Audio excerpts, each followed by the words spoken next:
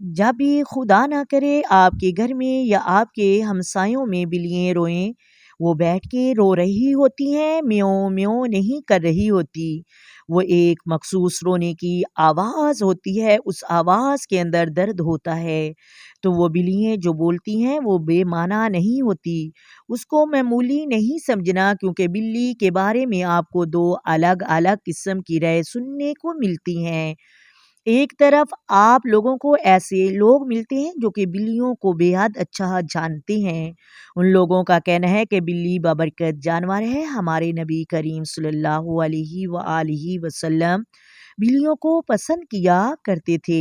یہ لوگ مزید کہتے ہیں کہ اگر آپ بلیوں سے پیار کرتے ہیں، ان کے کھانے کا خیال رکھنا چاہیے تو آپ کے گھر رزق میں برکت ہوتی ہے۔